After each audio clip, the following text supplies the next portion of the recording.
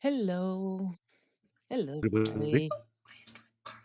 Just so it's Wednesday and it is time to flock. uh, How is so everybody? hopefully everyone's well. Just so everyone knows, Lisa is having a little laryngitis. That's what she said. So we'll take her at her word that she has laryngitis, and it's not that she just doesn't want to talk to anybody. she, she typed it in Discord, so there. Stop it, Lisa. Don't hurt yourself. But a couple of things today. Carl, how are you doing? I'm okay. I mean, had pretty much what Lisa has today last week, but much better now. Wonderful. I'm not going to talk about my health just in case there's a curse that's going around. So I'm not even going to Okay, think about sure. it. Stop it. So, yeah, if chat can just let us know if they're hearing everybody except for Lisa, how everything's playing. If everything's going well, we'll keep going. Um, but a couple of things that we wanted to do today was talk about things that we've been doing this week and weekend. Carl had his wonderful encounters, and Lisa and I also had some wonderful encounters, as well as a little bit of crafting. Uh, I am possibly going to try to finish up my the figure that I was painting, my Kiki. Carl, what have you got going on while we talk about our wonderful weekends? Okay, sec.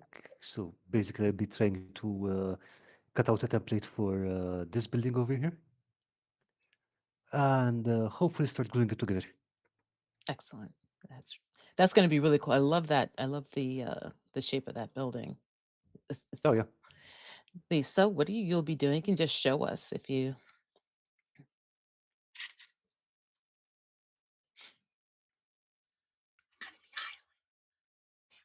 It's all right. It's all right. Just put it down, and you can go to your other camera.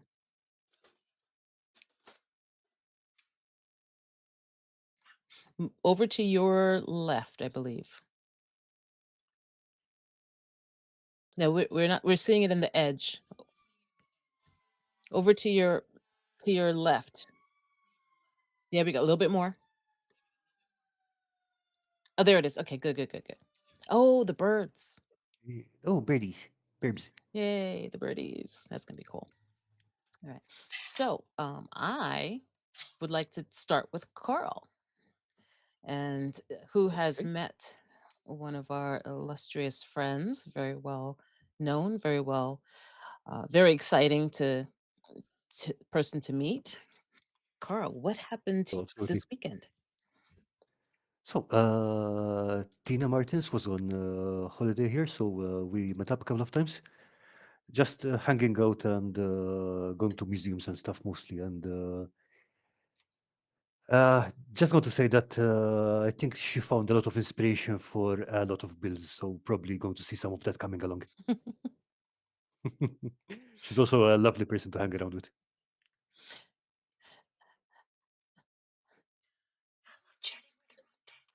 Oh yeah. Yep. And I know Lisa had put up the one picture for the thumbnail. Were there any other pictures that to share? That, yeah, but she's been sending Lisa some pictures, I think, but I think it's mostly places that she's been.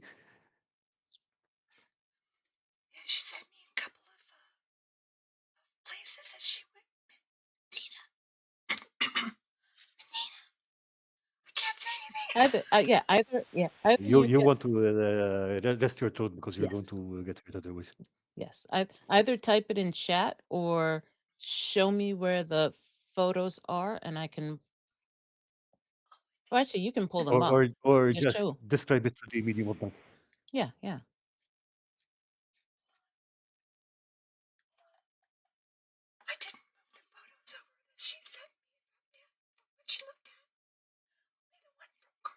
Okay.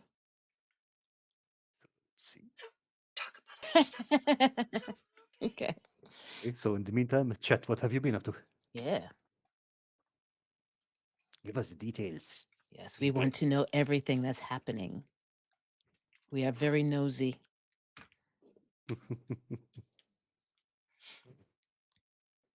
So I saw that. So in chat, we have Salty Nick. Hi, Nick. Hi, Nick. We've got Campaign Terrain. Hello, Cross. We've got Lil Siwa. Hey, Chris. And we've got Pulp Atelier. Hi, Martin. So thank you all for popping in. Yes, Carl is alive. Carl Yep. is alive. He's back. But Lisa's sort of drifting. She's on the Carl's She'll on be the way she'll up. be okay. Lisa's on the way down, but she's fine. Don't say it. Don't say it. Shh, don't say it. She can't prove that she's amongst the living because she can't tell anybody. So we had a discussion about before the stream because uh, today week I'll be away for reasons of recreational violence, and these Americans, these colonials, didn't know what today week meant. So I was wondering, is that really not used at all in the US? Nope. Today week? Yeah. Okay. Nope. And that hurt the colonial, but I understand. I understand.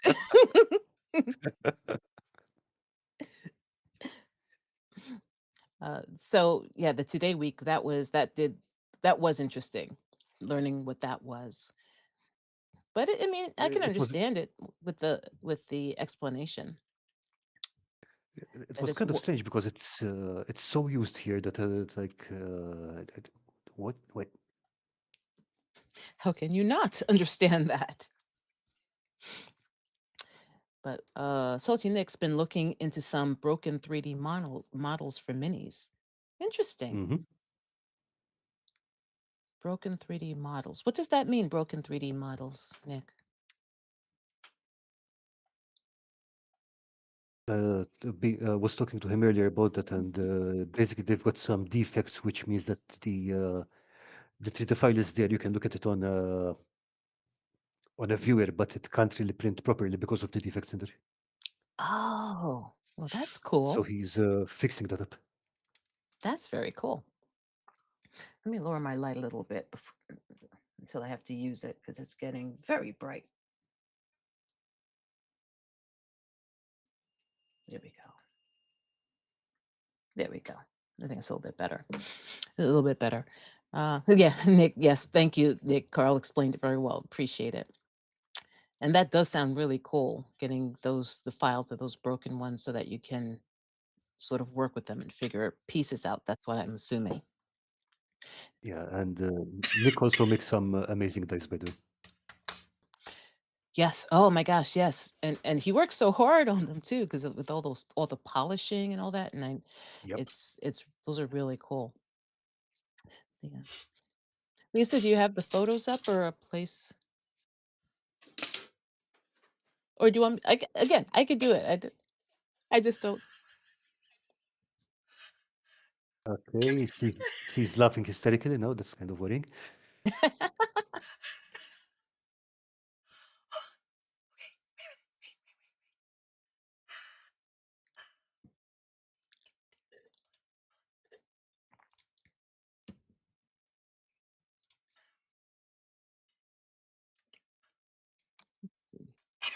Da da da da da da da da da da da So da Lisa's saying da to entertain you guys. So da yeah. da da da da da da da da da da da da da da da da. Okay. Nick, says he can drop fresh foods. Yeah. Tell Ooh, you what, you do that. I'll move them to Lisa's server, yes. Just if or I can anyone. just send you, or I can Oh, just send you an invite to Lisa's server right away. Much easier. yes, because Lisa has a whole a channel dedicated to uploading images for to be shown at the as a community showcase at the end of the stream. So yeah, Carl can get them in there.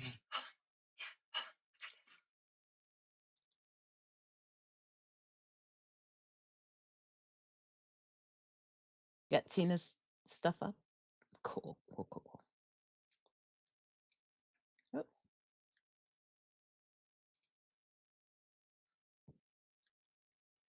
Did Carl pop off? You still there, Carl?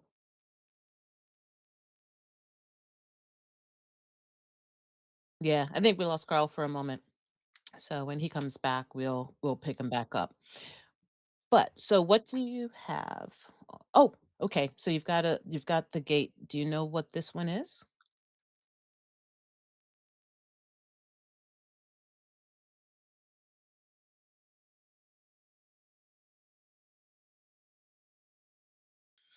The gate of it's a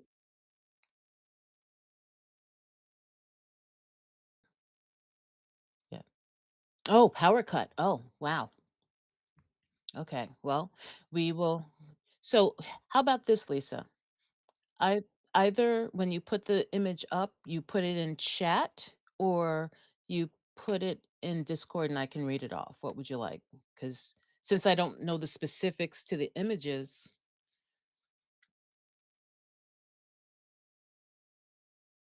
Oh, okay. That's cool. Okay. What image is it? You said it's a gate of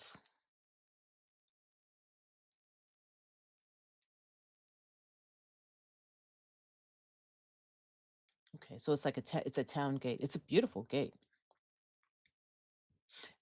And then can you put up the picture of Carl and Tina? You won't have to explain it.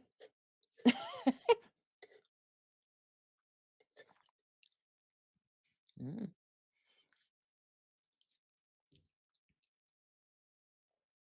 okay. Well then that's okay.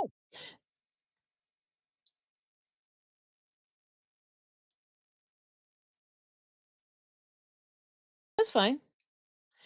So so this weekend from Friday to Sunday, Lisa and I went to Mythicon in Charlotte, North Carolina. It was a lot of fun. It was really exciting. Met some wonderful people and some big names. And Lisa and I roomed together, had a wonderful time. Lots of late nights too, late nights and long days, lots of movement because there were so many possibilities, so many things going on. Um, so yeah, oh yeah, there's so many things that I wanted to do that I couldn't do or didn't do, and yeah, because of the overlap. But there are so many different activities going on. But the picture that Lisa has up right now is one of the welcoming kinds of models that they have. It's an area. It's this huge die six that, of course, with a sword that you can take pictures with and all that. It's one of the iconic entryway um, picture photos. Yeah, the sword came up all the way up. Yeah. Oh, I didn't know that. I didn't know you could pull it out. I thought it was just there. Let's see. So yeah, that's on the bottom. The what's what I'm looking for? The ground floor. It was in the on the first floor because you have the first floor, then you had the lobby. So the first floor was the bottom floor, and that's where it was. And I'm trying to let me change my screen a little bit because I'm having trouble seeing chat and everything. So I'm going to make that bigger. Okay. So, yeah, this is one of the other ones, and they do have a Mythicon. They call it Mythicon West. To me, it's still East because it's still in North Carolina.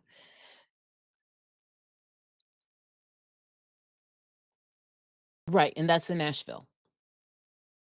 Yeah, like I said, to me, it's not West because North Carolina is North Carolina to me. Right, right. Yeah, it's like an hour when I did the calculation on Google Maps, it would have only taken me, like, another hour or 2 hours to get to there, so I don't then I realized that is not west to me, but for North Carolina, it's west, so, oh, wait, I do wanna go back into the chat 'cause, Chris said he had 53 people turn out for his church's parish his church parish's annual fall festival crafting event last Friday. The attendees constructed over a dozen miniature farms out of the blanks he made from cardboard trash. That is so cool. That is so cool having that kind of basically crafting festival. And yeah, and I know you'd been working so hard for on creating all those blanks, and they were coming out wonderfully, so I'm glad that you were able to, they were used.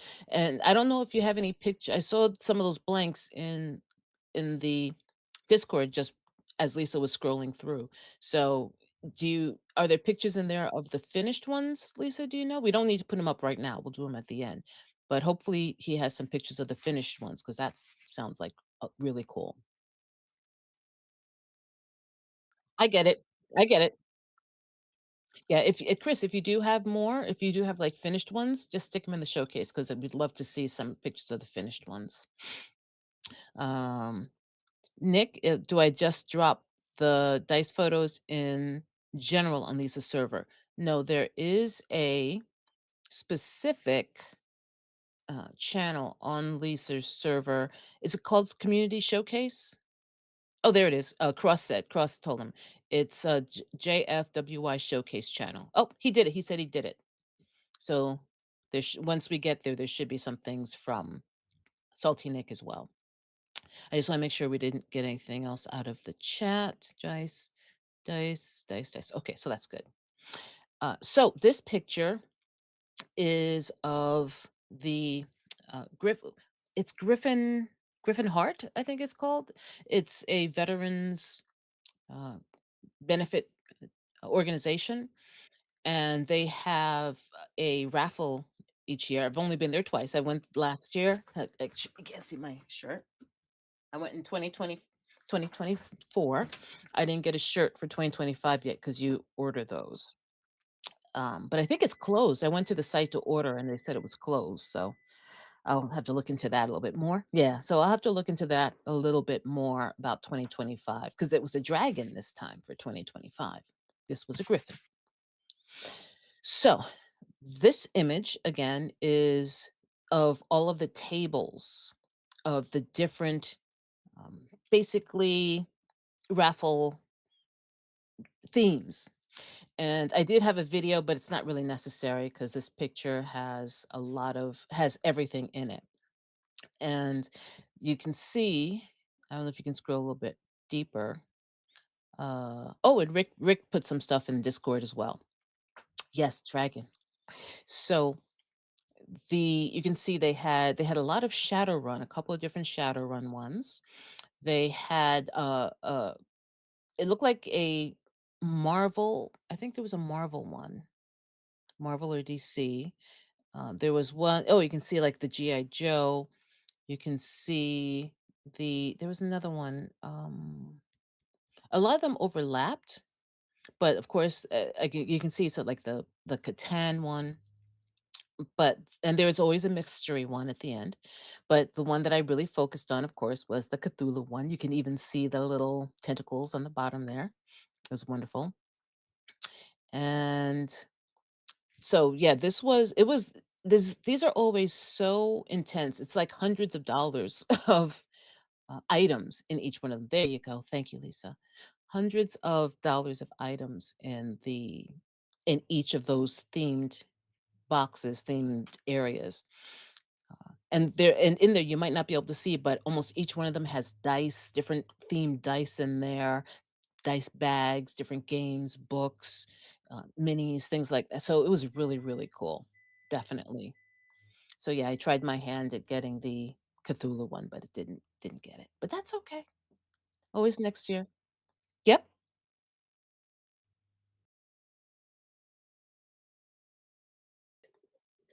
Say ding. Yes. Yes. I'm not gonna go ding. No. Next slide, please. Unless you have something you wanna hit on this one. Yes, the tentacles are amazing. I did mention those. And the dice in there were cool. Yeah, I really wanted that one, but that's all right. As I said, always next year. Yes, Martin, it was super cool. Yeah, if it once I can put once this is over, I can put, like, my video clips in there into the showcase area so you can sort of see some of the things. I had a better picture, but I didn't put it in. I didn't give it to you, Lisa. I did have a better picture I saw later on of the Game Master's gauntlet. I didn't realize this one was so out of focus, but I do have a better one. But the Game Master's Gauntlet, this was the first year they did this, where they picked 5 game masters and each one of them ran it was a 4 hours? It's like 3 or 4-hour game, a one shot, and they all had to do certain things. There were certain minis they had to use, certain beats they had to hit, some different things that they all had to do, and they threw in like a surprise in the middle that they had to incorporate into their story. So it was really really fun. This was I and they played different systems as well. Lisa, what system did you end up playing? Okay, okay, so Lisa played 2.14.5e. I ended up playing Savage Worlds, which I think was the first time I'd ever played Savage Worlds. And it was really fun. There's a lot of dice in Savage Worlds. And I would have needed a cheat sheet to sort of really know what dice. But my game master, Paul, he really kept up with us. He really was real good at. Hmm? Paul is the one in the middle. Yeah, he would and yeah, well, you don't have the pointer over there. They won't see your pointer. But yeah, he was the one in the middle. And oh, you do see I do see your glass. Yes, that was mine and I did think he was really really good. Paul, if you ever see this, you did a great job, especially when someone who didn't know Savage Worlds. I think there were 2 of us who didn't know Savage Worlds. So, I was very impressed by him and we had a lot of fun. I liked a lot of the different things he had in his. So I was hoping him that he won. And if there's another video that might show a little bit of him, it's at the very end of a video, but he was really good. Lisa, which one was yours? Oh, the winner. Yeah. Yeah, because I do have another picture next. I think if that I have a picture of Brian winning. Yeah. Do you have a picture of Brian? Because I have a picture of the winner with the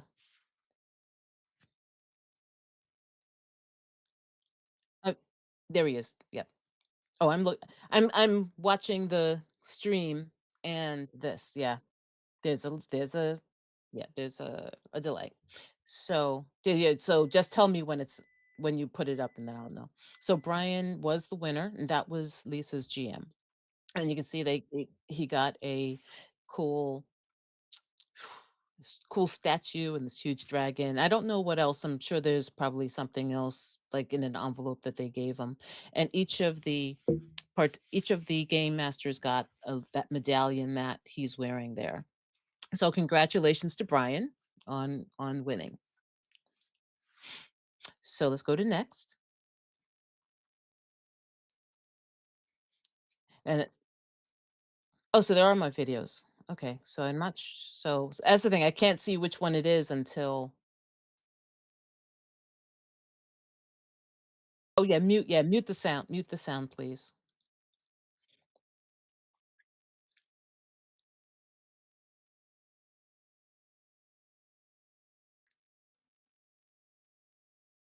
Won't let you play?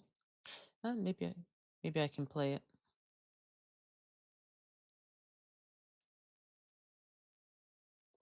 Oh, so that's the crafting room, right? That's the one it's playing of my craft of the crafting room. I see it playing on YouTube. So you're playing that. So this is the craft off that Lisa and I participated in, as well as Bill from Wyloch's Armory and Dan, Professor Dungeon Master of Dungeon Craft. Yay. They were, so we had 4 hours to pick a to create something from just a mini that was given to us.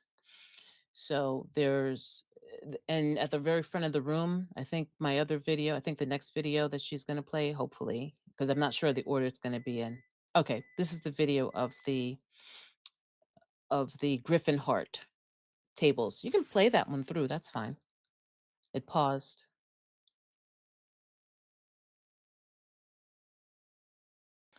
Well, we may as well just keep going in order so we don't have to flip back and forth. We can go back to the game master one, the crafting one, because it'll be hard. So this is back to that the Griffin Heart raffle, and these are some close-ups of some of the things that were inside that you could win on the raffle. And those were and again, you can get a little bit more ideas to what was in there, and like the mystery box at the end. And this one should be short. Yeah, that one should be sort of short.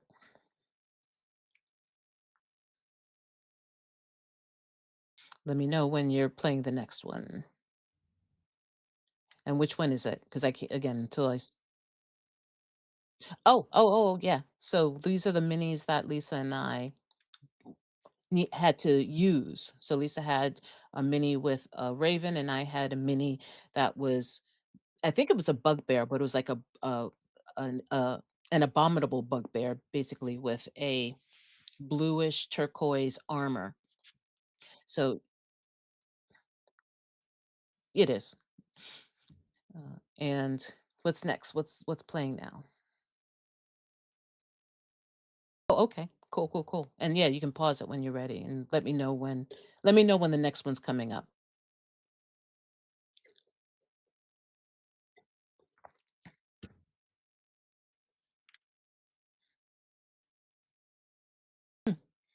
Yes, the box underneath there that least that came up was the box we had to pull something out of.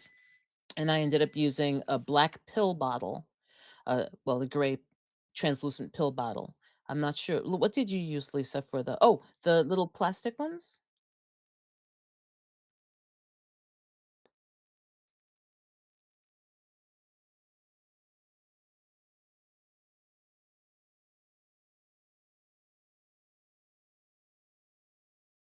Okay. So there was a plastic, so she had to use a plastic container and I used the plastic pill bottle. Um, I'm saying, yeah, so there's cool. Rick was, well, I'm just going through hitting chat for a moment. Um, so Martin was saying it looks super cool. Carl was saying neat. And Chris was saying Savage Worlds is definitely an interesting RPG system. One of our GMs is considering running a session of it at Crit at 2026. It was really interesting. Like I said, I do need a cheat sheet, I think, to for me to really keep up with that part of it. But I did like I do like dice. I really liked, oh, I'll show you the dice that I got later on. But I do like dice. So it was really interesting, really cool. And the story was really good. So yes, if you want to, unless you have something, Lisa, you can put on the next one. Grimdark Alley, cool.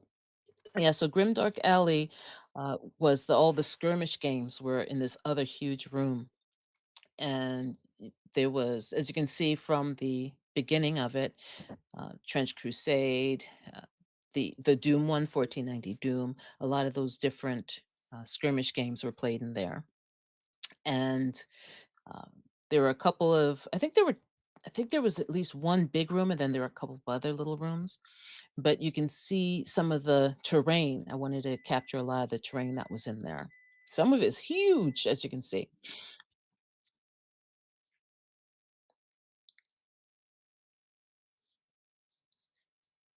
So so there are some really cool, and look at all the armies, and even the storage of them was really interesting, how people had stored them. And you can see, of course, yeah, the huge tower star on there. So yeah, and I don't know skirmish games, but I can recognize some of the terrain, and I have an understanding of the idea behind them, but I've never played one. I actually I actually had signed up to play Trench Crusade because they were doing a playthrough or a learn to play. They do a learn to play of some of these games, but it had been canceled. I did get the email that it had been canceled, so I made plans to leave a little early because it was on Sunday. And then, as you'll see as it comes up, it actually someone did decide to step into the role of the teacher for the game. And so someone was actually doing it. And I was like, "Aw." But I was like, I was already set on leaving when I was gonna leave. So oh, and yeah, I don't know if we have any pictures from oh, I'll wait till the let me know when the video is over because I do want to talk about some of the other classes that were available. Rick, the Tower of Orthanc in Isengard is the tall black tower. Yes, yes. Middle Earth strategy battle game. Excellent. Yep, yep. The loader PG skirmish game. Yeah, yeah, the beautiful loader tables. And yeah, there were a couple of different ones.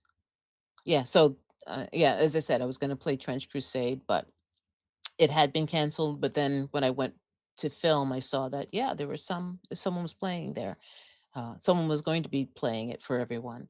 And I got this quick starter rule, so I'll take a look because I really do. I think I'd be interested in some skirmish games. Rick, there was a Helm's Deep also. Oh, okay. That is and yeah. Oh, and if you saw at the end, that was Paul, my game master in the orange shirt. The so we're on the next one, and the next one is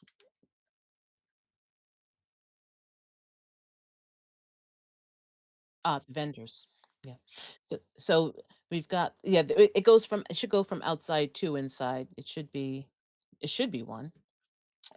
So yeah, they had so many wonderful vendors, lots of cool vendors. And you can get anything from jewelry to clothing to um, the bookmarks, dice towers, some from resin. Yeah, the Trench Crusade tables looked really cool. That's why I wanted to make sure I did grab them. Take a look at those. Lots of dice towers, folding dice towers, regular dice towers. Um, lots of there was jewelry and leatherwork, things like that. And with at Yellowhammer, hopefully, I think that's probably already come up there were lots of aside from the terrain, wonderful terrain, Brian at Yellowhammer, those book dice towers. I actually ordered one. There was a Cthulhu dice tower, one of the small ones. So, but I wanted a big one, so I ordered it so I can have a big dice tower book. And I it was, yep, that was Brian's. That was Yellowhammer, and I thought I did get the sign, but maybe I didn't. But okay, cool, cool, cool. There it is, right there. And the I had wanted to so yeah, I really wanted that, so I put in my order, so I'm gonna get that, yay. And the prices were really good too, very good prices. And so I intend to paint it up. You can see like lots of books, the lots of different terrain and different materials too. You can see the printed ones, you can see the wood ones. So I think that was really cool having a lot of different options for different types of terrain and dice towers and things like that. Wonderful, another dice booth and lots of bags in the back. More, and a lot of people with their own books. Some were selling different types of books, and some were selling their own things that they had created. Like here, um, Chris, two easy skirmish war games you might like to try out would be 1490 Doom from Bureau Games and Age of Fantasy Skirmish from One Page Rules. Thank you, Chris. I will take a look at those. But you can see they have water bottles and huge dice array. And I'll show you. Oh, where are my dice? Once this one's done, I'll grab my dice. Let me know when that's done. But yeah, beautiful dice. That I stopped there last before I left so I can get my dice. Okay. Oh, yeah, the Cthulhu's on a shelf. Cthulhu on a shelf. Yeah, those are really cool. They just sitting there like they're just hanging. Yeah. But you and somewhat posable. That's really fun. Lots of artwork. Yeah, so they have some really good vendors. I like the array of vendors that they had. I've bought something, well, I'll say every time, but last year I bought something, this year I bought something. There's always something that I was really interesting. So is that done, Lisa? Okay, I'm gonna go grab my. How many more are there? Because I was gonna grab my. Oh, okay, yeah. So there's Wyloch's table, Wyloch's Armory, and his wife's Kelly, I believe her name was. Yep, yep. Bill and Kelly, and he's what? Oh, which one? The the last one?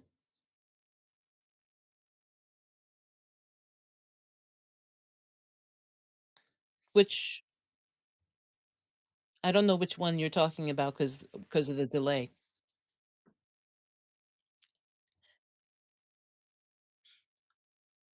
Yeah, but they are gorgeous, as you can see, and they all came with a certificate of authenticity.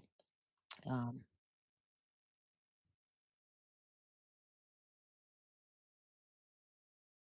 on the big one at the end? Oh, cool. Oh, it seems really cool. I mean, just and I remember the videos for the builds for most of these. I mean, and the wonderful thing about his work is that I mean, as a crafter, especially looking at the videos, you know what he's used to create these. But when you look at them on the table, they hold up like any kind of 3D printed or mass produced terrain. They look so sturdy and professional because I mean he is a professional, but they look so wonderful. It's like when they're right in front, they look like things that people have sculpted and mass produced. They are beautiful pieces. Um, Chris, that yeah, Chris, that mind flayer layer by Wyloch is off the chain. Yes, absolutely. Rick, that's on my to-do list to make some. Yeah, absolutely. Oh, here's a picture of the dice. Well, there were a couple of people selling dice, but this was the large dice table, and I got. Well, they're right behind me. Almost everything is within reach for me. I try, especially because I'm sort of wired in, and hopefully everyone can still hear me because I'm moving a little bit. Carl said, "Cool." Carl said, "That's the mark of a great craft. You don't know what parts went into it." Absolutely. You look at it and you don't know. You would have to watch the videos to actually see what it's made of. Um, so I did get. Hold on. There's two things. There's two things that I got. Well, first of all, I got this set of dice.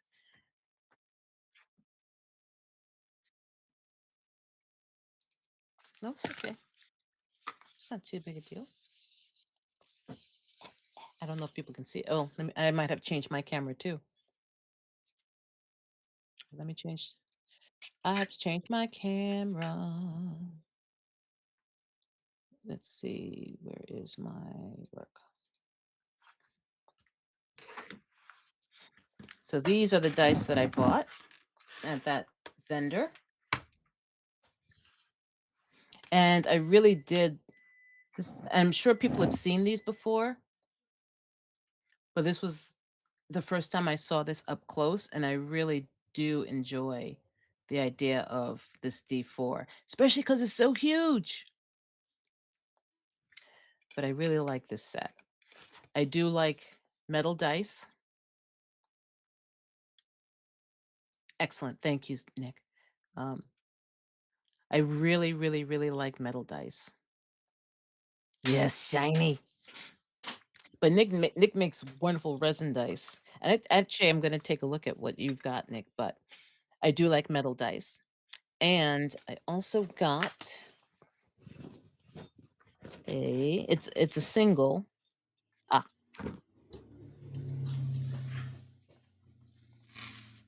a single D20. Again, not to read, but you can see there's a little dragon in there. So those are mine. Let's see, Lisa. Let's see if we can see yours, Lisa. A little bit further away from you. There we go, right there. And just let it there we are.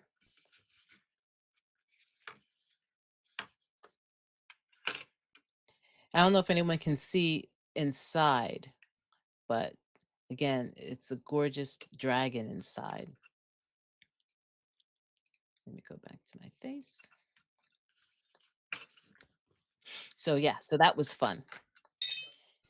It's going to work in metal. Let's see, Nick. That's a really good shape for a D for in resin. I feel like it doesn't work well enough because the point is so sharp. It's just going to chip. Interesting, but it would work in metal. Interesting. See, that's things like I don't know those kinds of things about resin and how what works and what doesn't. But that's a great point. Good luck getting that D20 through TSA. I did. I got it through. Oh, so Lisa got it through. I have to be careful because this is a Christmas present for my son who's sleeping Oh, inside. so he doesn't watch the channel? Where's So she said it's a present for her son who's asleep. Uh, so let's see, what else is there? Are there any others, or is that the end of that? Oh Okay, yeah.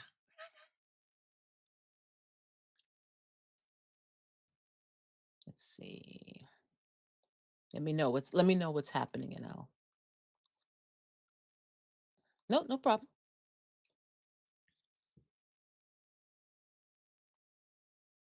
Yeah, the dice table.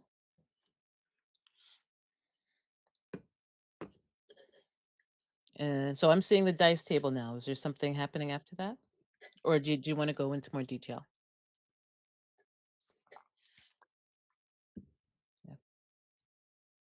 Yes. So this is the one who is selling the the posable Cthulhu. I call it Cthulhu on a shelf. Because that's what it looked like. It looked like elves on a shelf just sitting there waiting to terrify children for the holidays. Yep.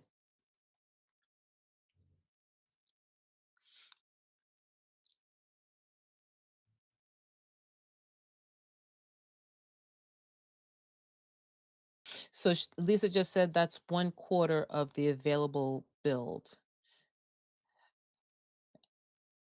Okay. And oh, okay, oh, that's beautiful too.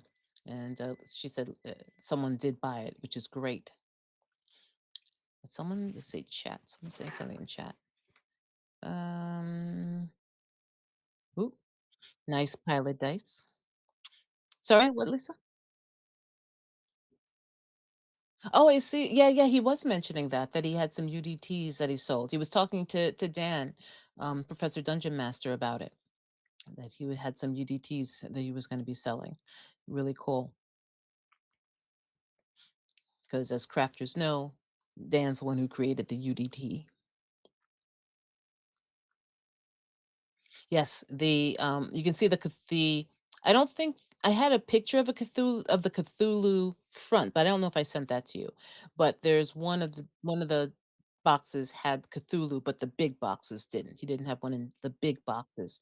So I did order that special because I really wanted it. Uh, let's see. Yeah, yeah, stop talking. She can't. No, you don't have to talk. All you have to do is just say, okay, next what's happening in the next one, and then I'll take it from there. So that's right. Hold on. So let's see. I am looking at cross. I know I'm weird, but I don't consider a dice set complete unless it contains 4d6. Okay, yeah, cross, you're weird. That's all right. But I do understand. Yes, please tell Lisa to stop Not even she's I was gonna you said Chris said you sound like a Tinkerbell fairy whispering to us, but it's like to me it sounds like you're a tortured Tinkerbell fairy whispering. So please, yeah. Don't want you to hurt yourself. Nick. Most sets aren't sold as 46 these days. I wonder if it would be worth doing it with handmade dice. Each die tends to add a bunch of work. Nick, what do are these sixes easier to polish down or is about the same as other dice? Just because it seems to be a cube. I would think it would be easier, but I don't know. Um, so let's see, what are we showing now? Okay, another image of the vendors. Yeah, and I did that leather work was really cool. They had lots of pouches, belts, things like that.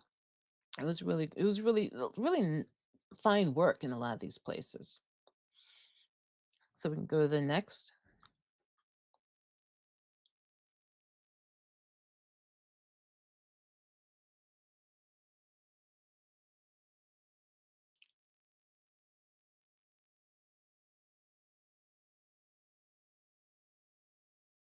Okay, so we've got lots of different books. I saw a lot of Dungeon Crawl classics, which I hear a lot about. I don't think I've ever read any of them, but so that's something I probably have to sort of look into and learn more about because I do hear a lot about them, but I have not really ever investigated them.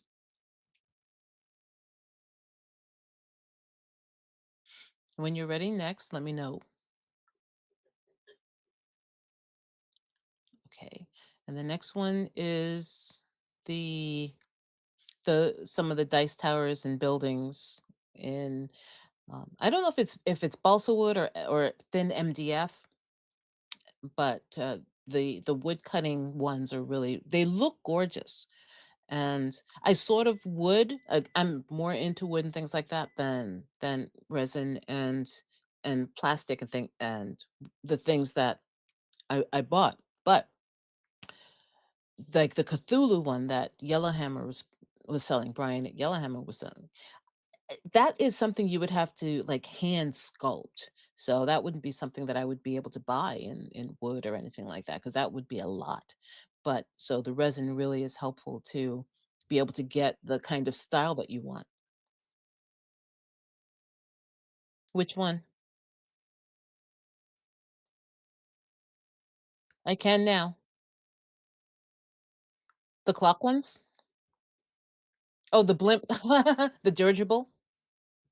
Yeah, that is really cool. The dirigible ones. Yeah, aren't they both dirigibles?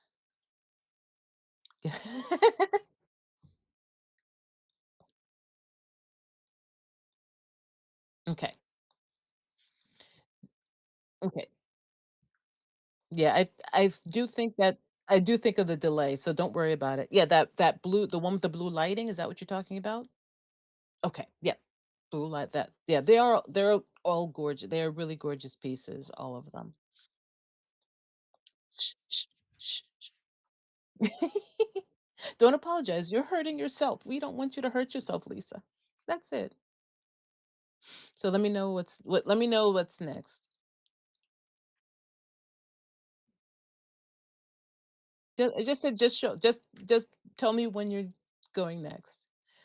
All right. So okay, yeah, there you go. You can ding. There we go. So images of some of the directions, that booth in the back, beautiful, some lovely dice bags. I saw places with dice pouches, but I think this is the only one that I saw with like the printed dice bags, and so they do have some wonderful styles there. Look at the big eye on the top. I like that one a lot. A lot of nice Cthulhu ones. Oh, get me out of there.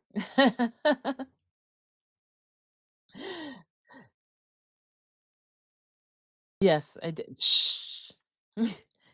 So, yeah, just so you can see there, I did buy Lisa a dice bag last year, basically a Cthulhu type of dice bag.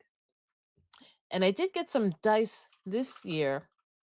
I'll show them a set of dice from that booth this year, and I'll show it when at the end, with like purple tentacles on it, which was really cool. Um,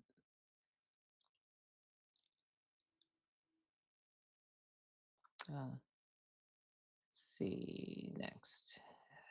Okay, more of the vendors, more of the Cthulhu on a shelf, different angle, some of the different things that are printed up, different dice towers and stuff.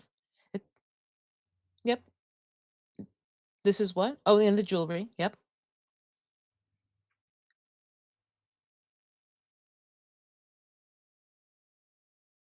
Okay. Yeah, I didn't really look at the jewelry too much because I wasn't really looking for it, but Lisa's saying that the jewelry was all different size and color and shapes of dice. It's a cool necklace though. If those necklaces are dice, that's really cool. That's really cool.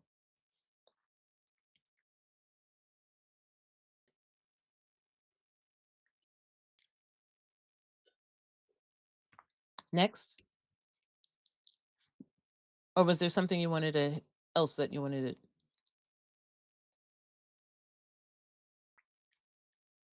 Oh, so this is more of the dice that the dice vendor, and they had the liquid dice with the eye in it, and the swirly dice, and gem dice, and metal dice, and resin dice. So they had a really large array of dice.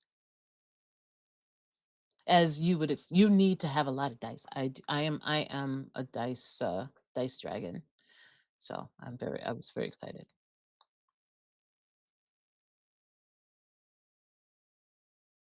Okay,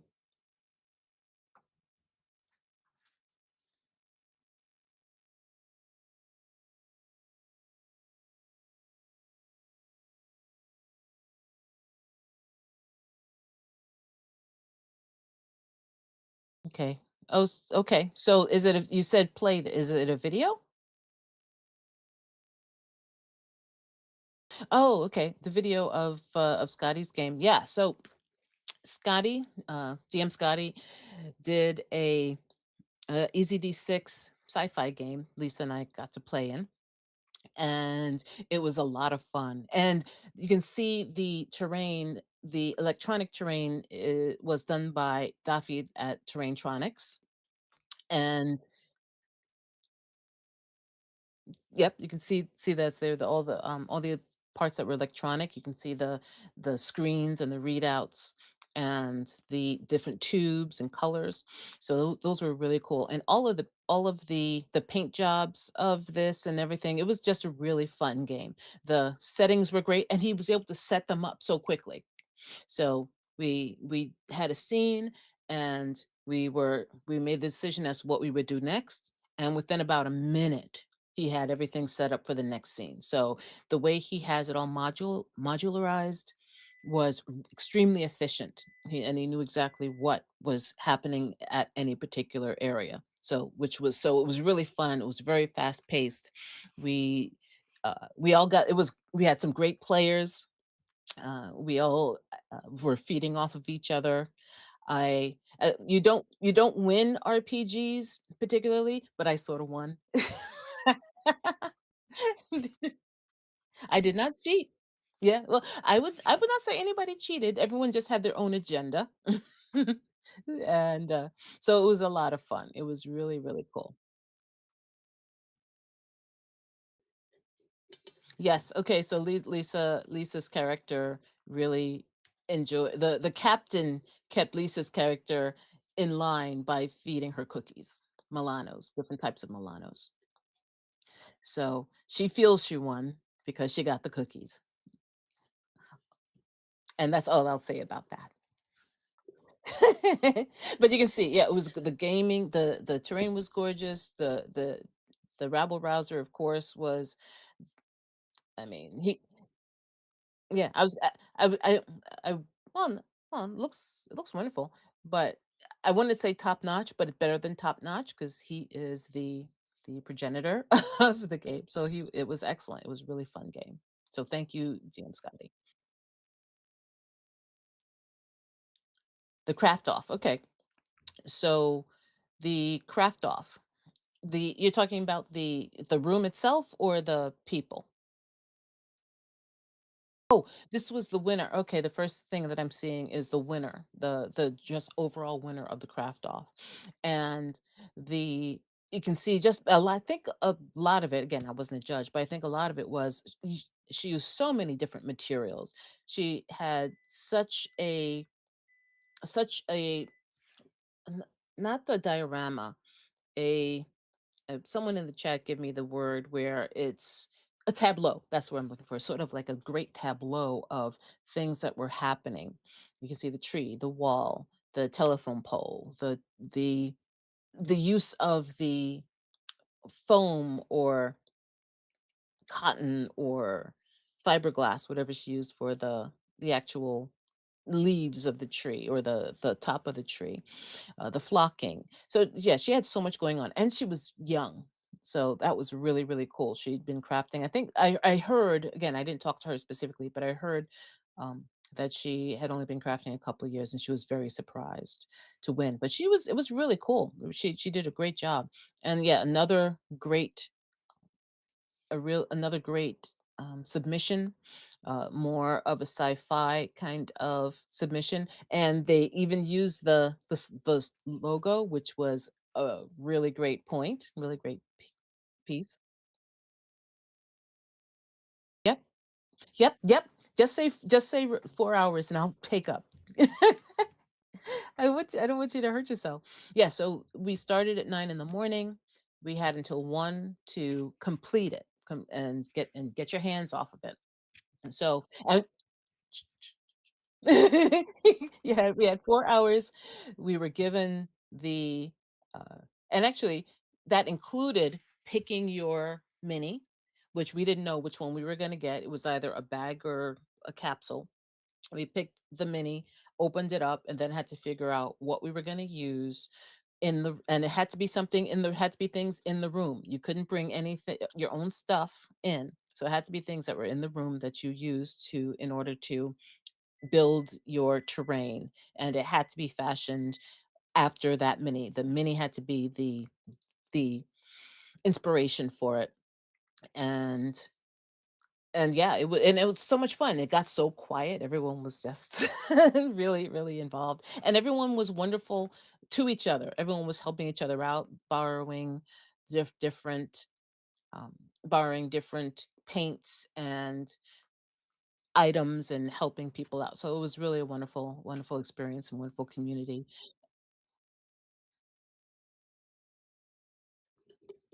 Yep, and I really Lisa said Daffy kept us entertained by humming. I didn't I really sort of wasn't even thinking of it because I was just so focused.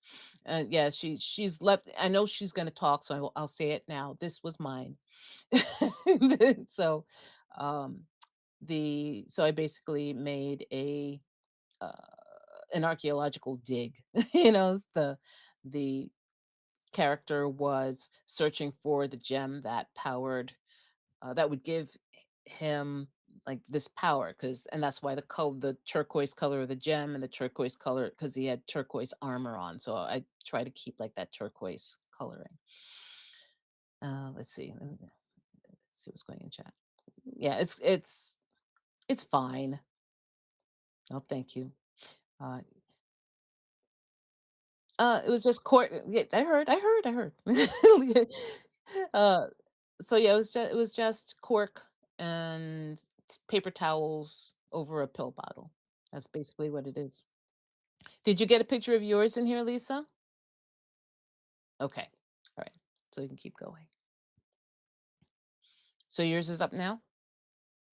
So Lisa made this whole basically Prometheus type of scene where there was a imprisoned person that was being basically kept at bay by all these crows. And so I'm imagining high up in a mountain somewhere where nobody can get to, no one can go. This person is imprisoned in this box, this glass box that they can see out of but cannot get out of, can't move around or anything like that. Basically a bird cage. There we go. It's a bird cage. So and then all these other birds are I don't know if they're guards or if they're just watching him, but probably guards where they're like, if anything happens, they're going to either get him or alert the authorities so this person can't get out, get away. So I thought that was a great story.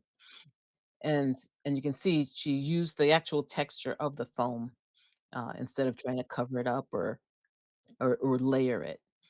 So this is the way that rock is. So I think it was really cool.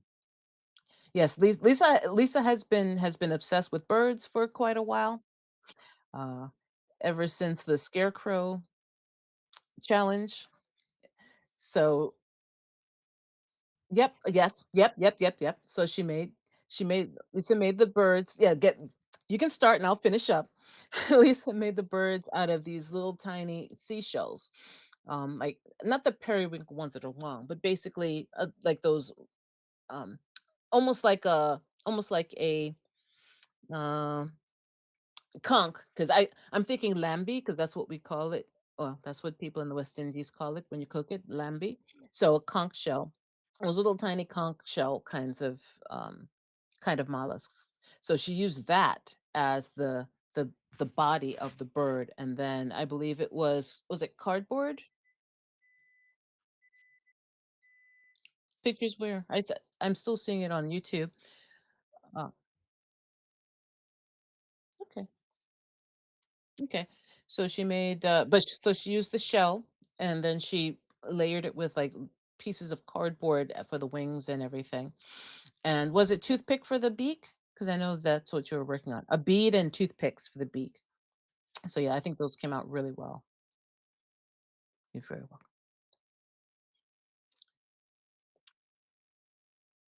Okay, okay. You started. I did win one prize. Your tea is really loud, Lisa, just so you know. um, but yeah, so I did win something, but it was really cool. It was very cool. And this one was yeah, the space maggots. It was I think it was a dog or so they called it the space dog because I couldn't see the mini very well, but you can see the mini on the top, I think, is some kind of, dog creature in space, and I think the story was that it landed or crashed on this planet, and you don't know whether the maggots are coming out of the ship or if the maggots are swarming the ship, but these are creatures that are, um, swarming that area of the ship, whether they came in or out, either way, but they it doesn't look good for that mini. Either way.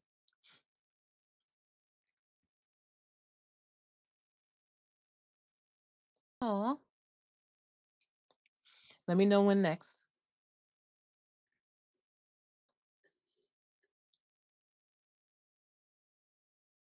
Oh, this is a very pretty one. This was one I know that the judges, they'd said that they really looked at it, very closely, especially because of the color. I think the color and the shape is really eye-catching, and then to have the that little bit of civilization, like the little hut and the different things of living in a remote area. And I'm assuming they're barrels and things like that.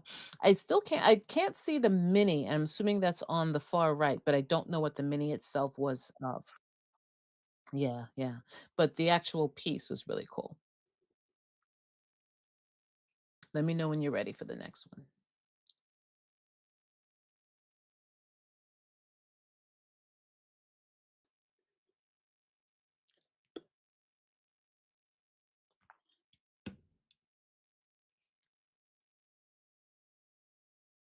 Are we dinged?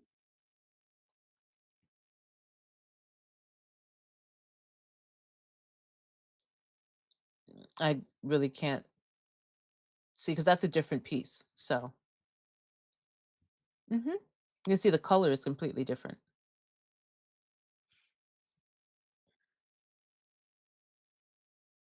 Oh, in the middle for that piece. I don't know. I really can't make it out. Yeah, I'm not really again, we since we're not seeing it from a lot of different angles, I'm really not sure what the build is. It seems like sci-fi, but it also could be snakes and things like that, so it could be both. It could be fantasy, but I'm not really sure. And this is a pretty straightforward pen that could have been on the farm challenge, right?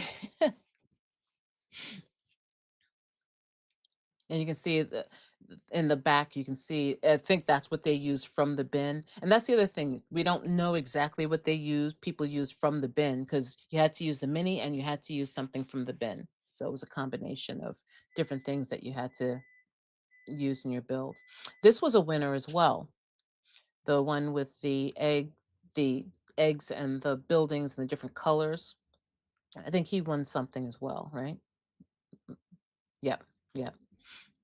And again, I can't really see the mini from this angle, so I'm not sure what the yeah, so I'm not yeah, so I'm not sure about what the theme was for it, but I think the use of color and the dry brushing and like lots of little tufts and the vegetation and lots of flocking, I think you can see that they really tried to make it look realistic.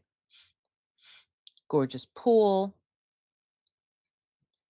And yeah, I'm looking. I'm wondering if that was from the thing that he's standing on. I'm wondering if that was from the bin. Yeah, yeah. Oh, you can see, look, the D6. See, I can't draw a D6. So I think that's really cool. And one thing that I was thinking of doing, what I wanted to do was paint like two other minis to go with the one that I had, but I just didn't have the time. I hadn't planned it out right. So I didn't have the time because I wanted to have different minis on different levels of the mountain, but I just didn't have enough time to paint them all. So it looks like this person did. Looks like they did paint another mini to go with it.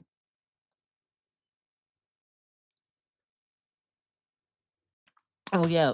So yeah, and Bill, he also won. And again, the judges didn't know whose piece was whose.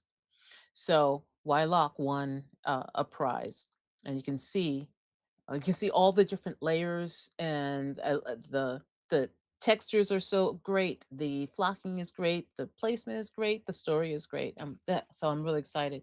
Oh, and I think the mini that is on the wire, I think that's the probably the mini that he had to use, but could have been the other one. But it looks like he also probably painted another mini up. Uh, but you can tell there's a story there too. But you can see so many different textures. I really like how he did that. A lot of different textures in there. And it's cool because and you have Dan's too in there somewhere. Did you? Cool, cool, cool. Because yeah, Bill won, and Dan did win something. Here's another cool sci-fi one, and you can see all the different. I wonder if they used a couple different pieces from the bin because you can see the in the back you can see like the different the bin that makes the actual building, and then the turret looks like a pill bottle. So they might have pulled a couple of different things together. But there's some good texture with that as well.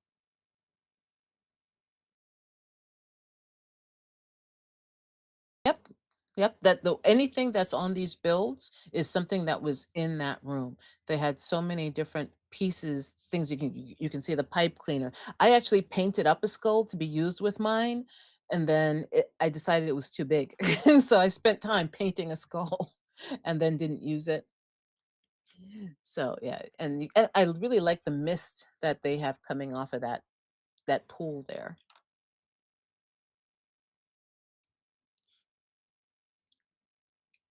I'm just looking at some of the chat. Solid work. Looks very tentacly. I'm not sure if that. I think that was like the muddy one. Awesome piece by Wyloch. Yes, absolutely.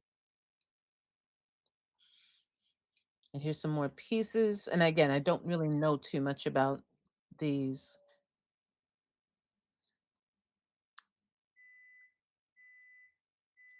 but you can see the variation of people like thinking of, hey, I've got this mini, and what do I do?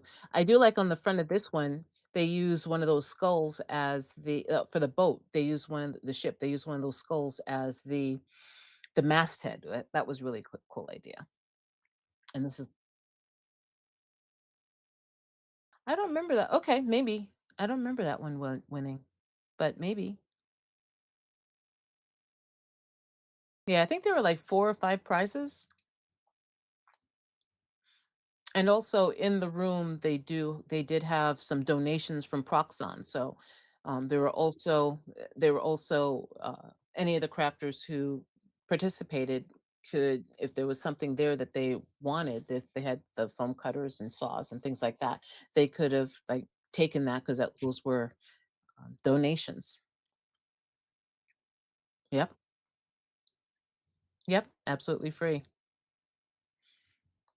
A lot of people flew in, so not too many. A lot. You'd have to think about what you're doing if you're going to take one because of the size. But oh yeah, yeah, yeah. Dan's piece was a lovely little vignette of street life and the shingles, the cobblestones, individual cobblestones. So he did all this in 4 hours.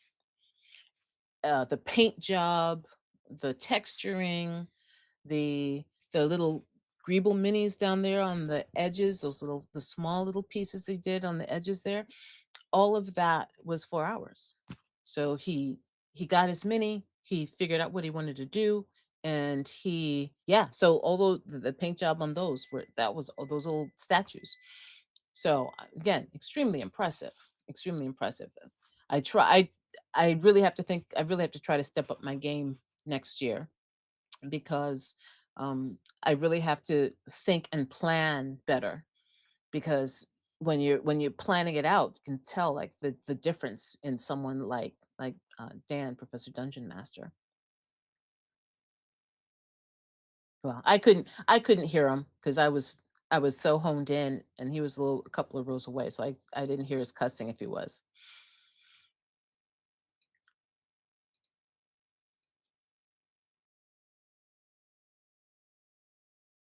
Ah, yes, yes, you can see like everyone is so focused. I really it's a wonderful sort of atmosphere. It's like a whole bunch of people just crafting. Let's see. Yeah, Carl, 4 hours is mind blowing. I'm wondering what they use for diamonds in that chest trough. I'm not sure what they use for diamonds there. They had a whole bunch. They did have a whole bunch of different gems and different sizes, different shapes, and like little sticky gems. So they had a whole array. I'm not sure what they used, but they have a whole array there. Yeah, 4 hours is mind blowing. Uh, and again, 4 hours without planning prior because you don't know what mini you're going to get. So you can have an idea as to what you think you want to do, but until you get the mini, you don't know exactly what you're going to do. So yeah, it was really cool. Martin, lovely, and the explorer miniature is so fitting. Yes, yeah, that someone's setting out on their journey. And the image that seems to be up now is one of the images is the craft, and you can see Daffy, you can see Wyloch, you can see Dan, and here's breakfast. Yes, very impressive electronics from Terraintronics, definitely. So you can see, woo. So this is breakfast on Saturday morning. And so you can see Lisa, myself. This is a friend of Bill's. His name was David. You see Bill Wylock. You see Brian of Yellowhammer. You see Daffy of Traintronics, and you see Dan of Professor Dungeon Master. It was a lovely opportunity to just talk to them and just listen to them. Interesting thing that I said I was going to mention, there were a whole bunch of different classes and seminars that were being held, and Dan Masters, and it ended up with and Bill also. It was really Dan's seminar, but I think Bill was ended up helping out of how to make a kick-ass YouTube channel. Is that what it was called, Lisa? You can just nod. Yes. Okay. Yes. And I was attending a different game, but Lisa did take a couple of notes, and just the kinds of things that she mentioned about it. It's like I really should have gone to that. It was really cool. Just that opportunity was really wonderful that they would take the time to do that. So I hope next year they do something like that again, and I will definitely take advantage of that. The next picture that I'm seeing is Bill's game, and that was really fun too.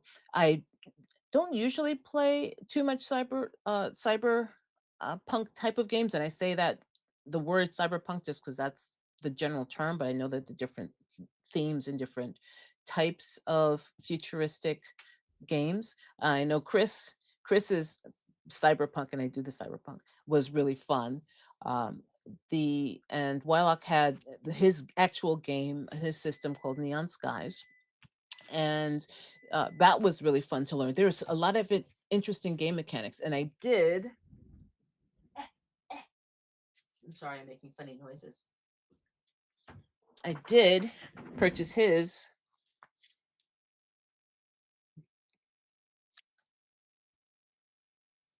It's all right.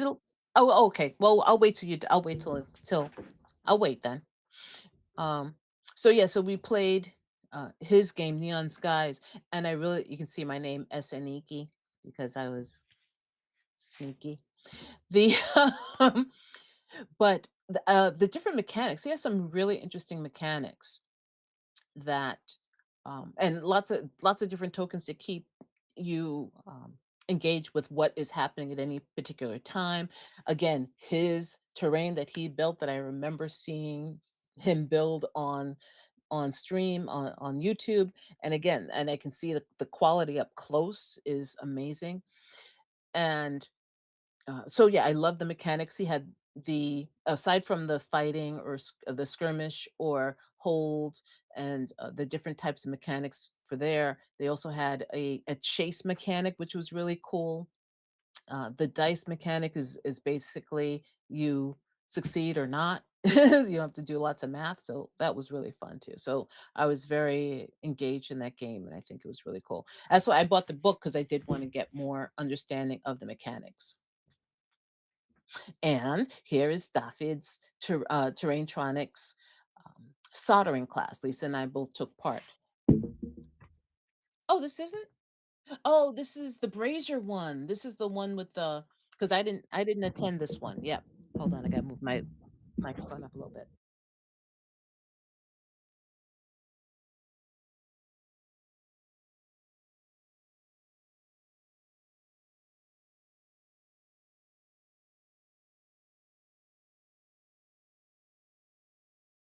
Oh, yeah.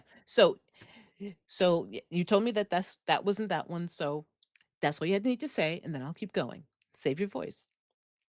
So, yes, this one I didn't attend, Lisa attended, but this was using being able to create the braziers that are activated with magnets. So that is a cool one too. That's one I would have loved to attend. But again, with the overlap, that was a really fun one. I wish I did go to this one because I do want to learn those. But I can always reach out to David, so I will do that. So that was a really cool idea for a class. And then he also did a soldering class that Lisa and I went to. I'd soldered before, but it's been quite a while since I've done electronic soldering. And I have soldered recently for one of my builds, but again, it was sloppy, last minute. It was the kind of thing I do try to avoid soldering when I can. But this was he made it very simple, and um, I was able to follow along, and I do have a lot more confidence about that now. And this is what okay, Lisa doesn't, but that's okay. She can do more. Oh, haha. Let's see. I'm just looking at the chat again. Lovely Explorer miniature is so fitting. What a hangout. Yes, it was a wonderful. Oh, that was wonderful breakfast. Carl says he hopes you took notes, Lisa, for your. So so yeah, you can tell us about that. Definitely a little bit more detail. So here's a game from Scotty. This is not the one that Lisa and I played in. But yeah, Scotty did a few games, at least two. How many? I don't know how many games he did. He did altogether.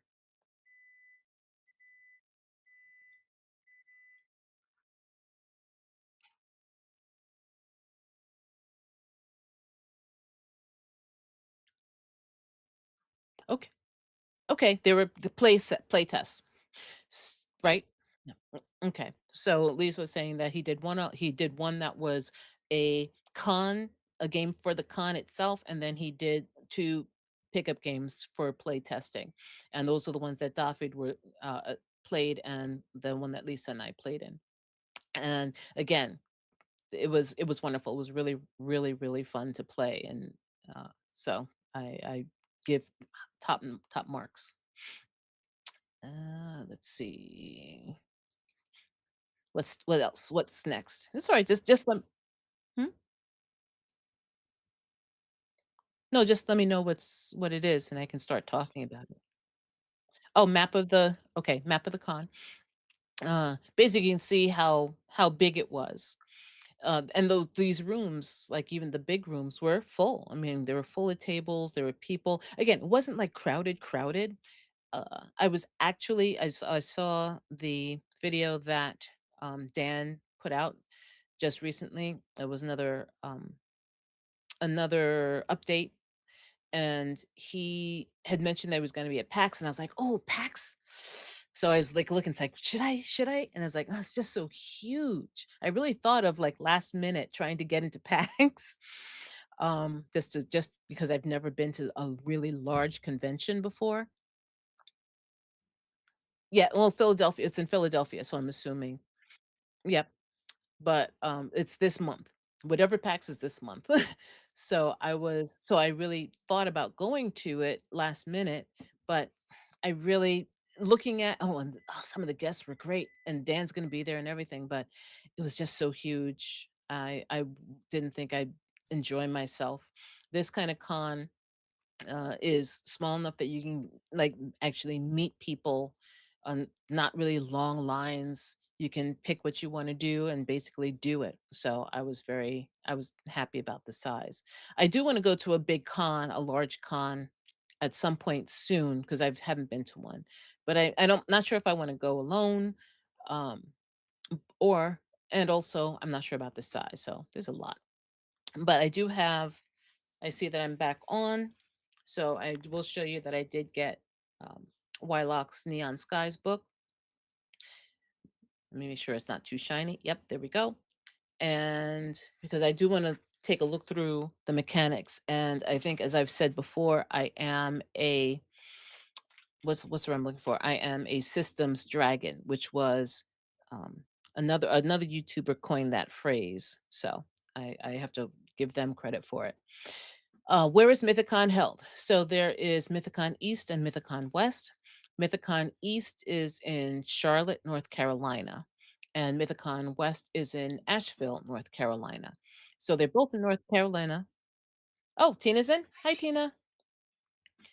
We already we we didn't show the picture of you on the stream yet, but we did show the gate. But Mythicon is the is in Charlotte. There's 2, Charlotte and Asheville, both in North Carolina. So they do haven't been to the Asheville one, but, if it's anything like the Charlotte one, it I would think it's a really cool experience because there are a lot of there's seminars, there are games, there's classes. Do you know if there's a crafting challenge, Lisa, in Asheville? Okay. No crafting challenge, but yeah, so I'm not really sure about that, but I'd say check it out. Hey Tina, how you doing? Now I have to come in before I go to sleep. Yes, yes, thank you very much for stopping in and saying hello. I'm really glad that you got to meet Carl and had fun, and he was very excited. Got to go around and do things with you. That was really fun. We have to figure out a way to get everybody together someplace. So Somewhere there's a place for us. Let's see where are we? Yay! Where are we up everyone say hi. to? 4 hours is mind blowing. Hang out, took notes. Chris, I watched an actual play of Neon Skies recently. It's a cool system with a lot going on mechanically. It really is a love letter to that subgenre of sci-fi. I'm glad you had fun playing Operation Noir. Yes, Operation Noir. Sorry that I didn't have the name in my mind, but that was really fun. We almost died, of course. Carl, David is an excellent teacher. Yes, he's very calm. He's very He follows up, he gives us time, and he's very clear. Yeah, so yeah, that was really fun, and he has the right equipment to do what he needs to do, and he cares a lot about making sure that things are done right for his students. So yes, David was an excellent teacher. Mythicon, she has to come in before I go to sleep. Uh, Nice. On the East Coast, maybe one day. Yeah, get Rick, maybe one day. I'm on the East Coast too. It was a drive because I decided to drive. So it was a long drive for me, but I it was worth it. Tina's back. Wonderful. Yes, yes, Tina. We would love to. We have to figure out a way. We have to make a plan, Tina.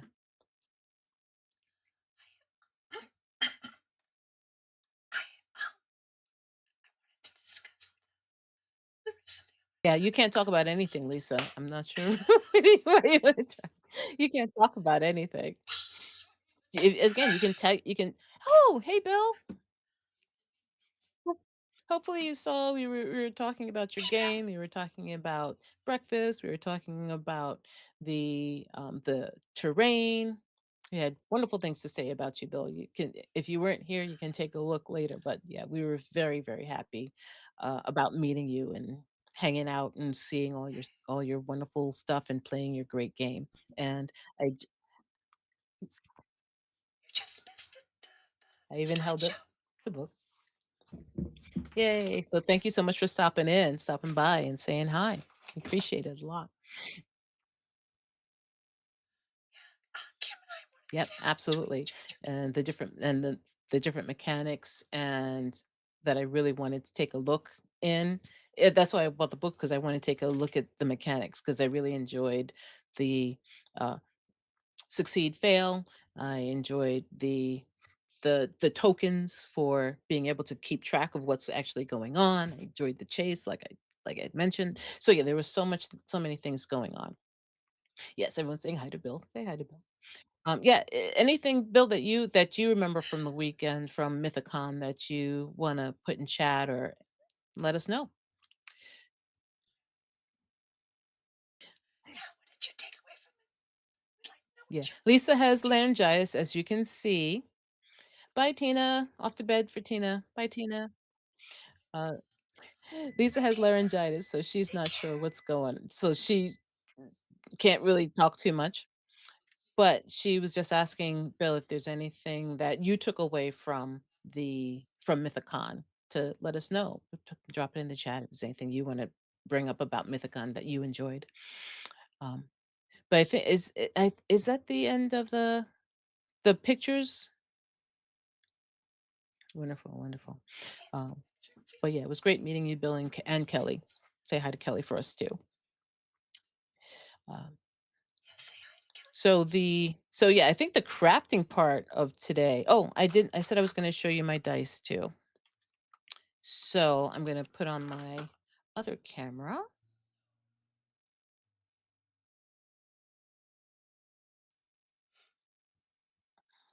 So stories from the con. Um, anyways, I enjoyed seeing everyone that I don't get to see in person. I get to see Kim and Bill and Scotty. Scotty's dad. So I love Scotty's dad. can everyone hear Lisa? I want to make sure everyone Got can to see hear you because you Sorry. are really quiet and I don't, nobody wants you to hurt yourself. But so just let us know if you can hear Lisa because This is no, frustrating. but yeah, I know. But This is Lisa so was saying if you can't frustrating. hear her, she was just saying that it was wonderful at Mythicon to be able to meet up with people she doesn't get to see often. She mentioned me and Scotty and Scotty's dad and David and Dan and Bill because this is the first time I met Bill, so that was wonderful. It was great meeting him. I'd met Dan last year and I met Scotty last year. All really wonderful, warm, open people. Thank you so much for like being that way for Bill and Dan and Scotty. Just really open to talking to people. Carl says that he can hear you. You hear like one of the eldritch voices whispering in his head. Oh, no, no, Oh, no. I am so like that. I am that. she says she is I'm like that. whispering in my Rick, all Rick hears from Lisa is a squeaky breeze. That's all sorry, right. Rick. That's all right. I'm It's like sorry. this really all you if you just give us a couple of words, then we can keep moving off of that. That's you're fine. But here, uh, L- Chris, I heard Lisa perfectly. She said, "Tink, tink, tinkety, tink, tink, tink, tink, tink," and she's flickering on and off. She's flickering on and off, like, "Tink, tink, tinkety, tink." Everybody, wish. I believe in chat. I believe. Everyone type. I believe. I will visit you in the night. I will fly in your Yeah, come get and me. kill you. Be careful. Come and get me, Tink. But yeah, I said I was gonna talk about these other dice that I got, which are really cool. The only issue, and I already sent an email, was that I got 2 percentile dice, but no D10s, which was interesting. I so I just D10s. sent them an email and I said, Right. if this is the way it's supposed to be packaged, do you have a D10 that I can get? And if not, please send me a D10. If it's not supposed to be packaged this way, send me a D10. But I mean, it's usable. I would just have to do it one at a time. But but if they have a D10, then that would be great. 'Cause they make it. But they are really cool. I really like them. Have you ever seen Bill's video about how to properly use I D10 did. dice? I did see that. Percentile Yeah. dice. Yeah, that was and I remember commenting on that one because I was like, "Oh, okay. Yeah." It's like I can understand that because it is hard for people to really pick it up sometimes. Uh, So, yeah, yeah. Bill says is that where's the zero? He's Wait, what? right, by the way. Wait, hold on. It's hard to see on this. I didn't see it. That Okay, let me see. I scrolled down.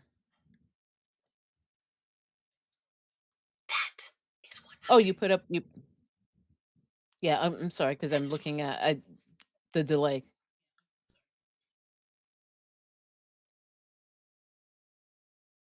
Mm, that yes. is 100. Not not that. That's 10. That's hard to see. Yeah, all zeros is 100. Wait, what'd you say? No, not all. You No, you it's said not. you said 90 plus 10. All zeros is not 100. All Oh, because there is yeah, because there 90 is plus 10 no is 10 is 100. yeah, there is no All zeros. All zeros is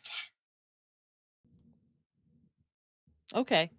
I did see the video before and it made sense and then I think it got knocked out of my head playing with playing with other people because I remember the last time somebody rolled all zeros, it was considered 100. So I think 99%. it sort of got knocked out of my head. 99% of the people that you play with percentile dice incorrectly. So rather than Right. spending 20 minutes trying to explain it, sorry, Right, as I said, I it's just like go I in. remember and I remember commenting thinking, "Okay, I can understand. I can get that." And then I think the next time I didn't play with percentiles for a while. And I think the next time that's just the way it was played. So I just kept at that because that was the last thing that was in my brain. Stole pinheads percentile. Yes, Chris, I He stole Pinhead's dice. that's okay. I did. Carl says Tink can roll up 200%. Chris, there needs to be a version of Neverland in which Tinkerbell just gets completely fed up and starts serial murdering the F or fuck out of all the Lost Boys, which no one's done that yet. Hmm. That seems like it should be happening. Uh, Salty Nicks, nice sharp metal. Carl makes stuff neat. Oh, well, I don't know about Lisa's sharp metal. Pinhead's dice. Lisa shows up if a Cenobite opens the puzzle box. Mm-hmm. Oh, I have dice sort of like that. Hers are a little bit better. I think more hollow. Uh, Nick, personally, I prefer the 90 plus 10 to mean 100. Yes, that's what Nick was saying. The same thing that you were saying. The 90 plus 1 to mean 100, because that's 10. But 100 to acquiesce to 0 plus 0 plus 0 being 100. Right, which is exactly what you're saying. Uh, Campaign, agree with Lisa. Uh, 90 plus 0 equals 100. 0 plus 0 equals 10. Chris, no, it's true. Some people who are wrong say that all zeros is not 100 because it is inconsistent. However, they are inflexible. I think just having to that should be something that is said at the beginning of a game. If you're going to use percentile dice, that this is if you roll a 90 plus a 1, then that is 100. So everyone knows. So there's no argument. Chris, if all zeros is 100, then show me how you roll a 10. If you can explain it, I might listen. Well, see, my thought would be this is how I would think if you're doing that all zeros are 100. That I guess 00 would be doing double duty though, right? So 00 and where's my 10? 00 and 0. No, that's right, because you can't do 00 and 00 and 0, and you can't do 00 and 1. So I understand what you're saying. Yep. Yep. I see what you're saying. How do Yep. you make That's a 10? Yep, that's what Zero, Wyloch zero, was saying, zero. right? Because you can't really make a 10. Yeah, because you have Yes. 00 and you can't have, so 001 is 1 and 000 would be 10 because 0 is 10 on the 10 on the 10 on the D10. So yeah, that makes sense. That's correct. All zeros is 10 But I'm not going to spend my time. for consistency. So there is a what's what I'm looking for. I think we have established, and that will remain in my brain this time because I think we have enough people in chat that have hammered it in, where if you have I might need to bring my light up a little bit more. Oh, ah. So if you have a percentile, oh, I'm sorry, a 10. Carl says this discussion is making cyborgs and mechanicus feel seen. So on a D10, a 0 is 10. I think everybody understands that. On a D10, a 0 is 10. So if you roll a percentile dice and you roll and you roll a 90 plus 10, that's 100. Because if you roll a 10 on the percentile and you roll a 0 on the 10, then you've rolled 20. Actually, that is weird though, because if this is 10 and this is 10, if you roll 10 plus 0, would that be a 20?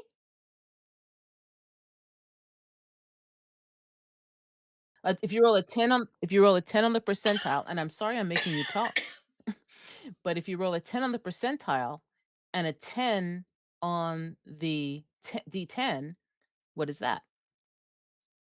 So it is a 20. So you can roll a 20 twice. Yes. Oh, If you roll a 10, if you roll a 10, yep. single digit, so a 0 comes up with a single digit, and then you roll something on the next dice. Whatever You you just roll, add it. Yeah, you just add it. it's plus 10. Yeah, yeah, makes sense.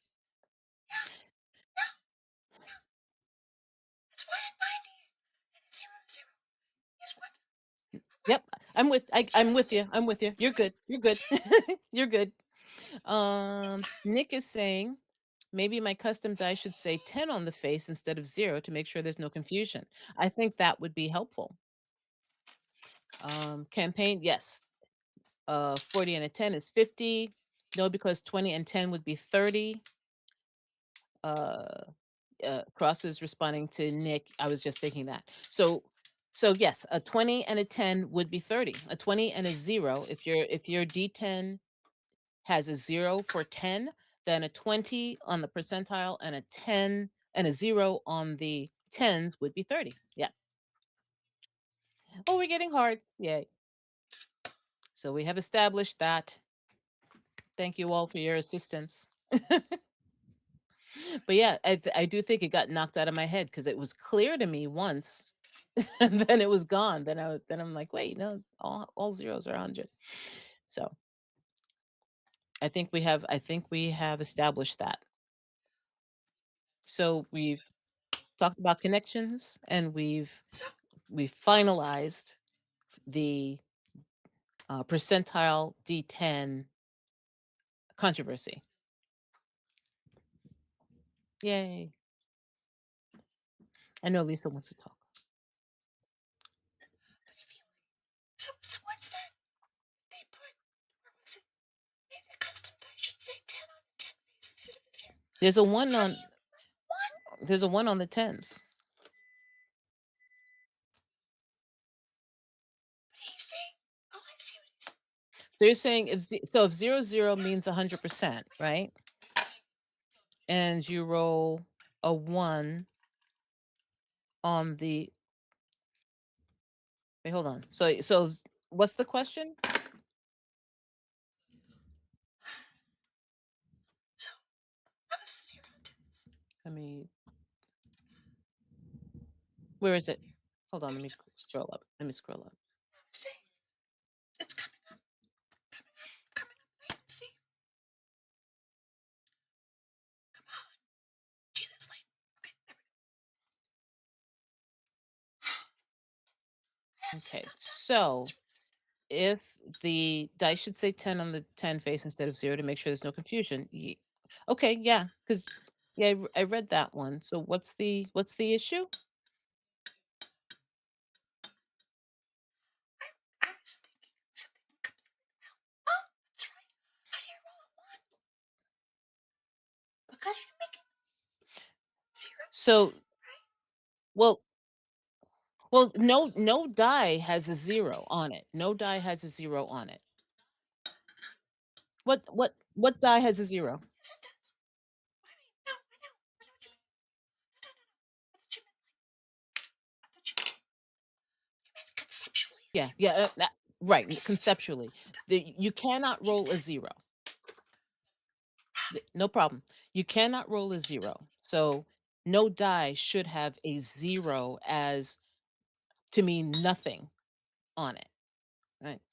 So you roll a 10, and now I don't remember Wyloch's video because everything got all jumbled. You roll a 10. Now, Well, yeah, you'd roll a 0. You'd roll a look what you started. percentile. Yeah, yeah, yeah. No, but that's great You started. because we have to find Bill's video, and we'll put that in the we'll link it in the description. Yeah, we'll link Bill's video in the description, and then we can all be on the same page. Because it makes sense, and I'm he answers that question, I believe, in the video, right? So, yeah, so we have You yeah, did a very good job. so we have to Very get good job. and Lisa's the one that Sure. brought it up, so be quiet, Lisa. So Lisa, you can't talk anymore. So thank you for bringing it up so we can have the discussion and work through it.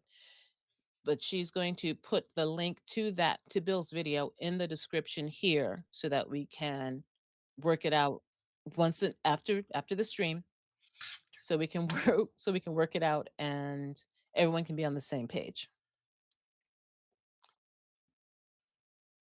And Awesome. yeah, and oh, the Showcase. showcase. Yes, yes, yes. So, are you ready? Sure.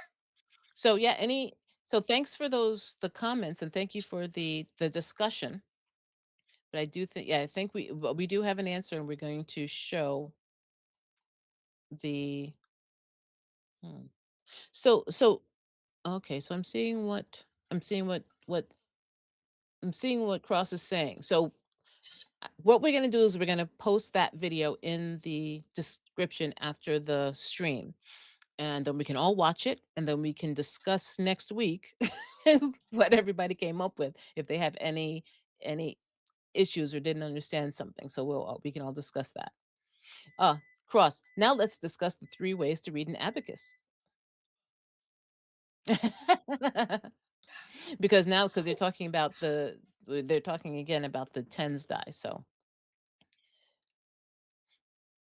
oh, I see. I think I see what Cross is saying. So, but let's take a look at Bill's video and then we can sort of discuss it after. So let me move off of here. Tell me when you're ready. Okay. Oh yeah, yeah, Cross's boat. Oh, look at that. Now I don't remember the the the different colors of ink. I remember you had done the planks and everything like that, but the colors of ink actually make it look really interesting.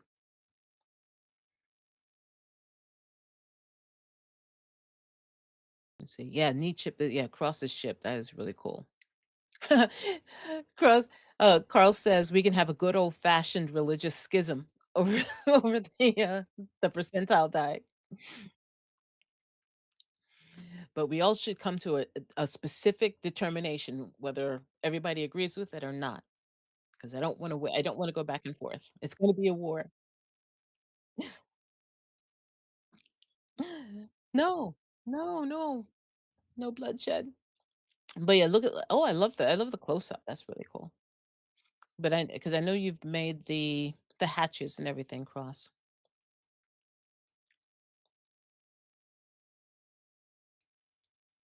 Go for the next. Yeah. So the different levels. I don't know what it is, but I really like those the lines, the the different colors. For some reason that really I like it. I really like it. But I know that's not the point of the lines, but I really like it.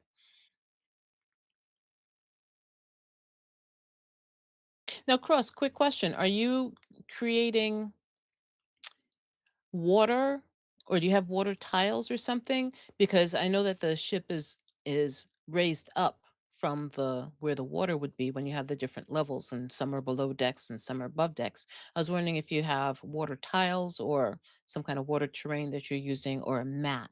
What are you going to be using with this ship? Nice.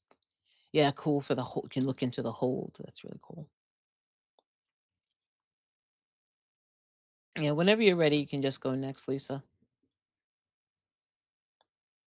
Yeah.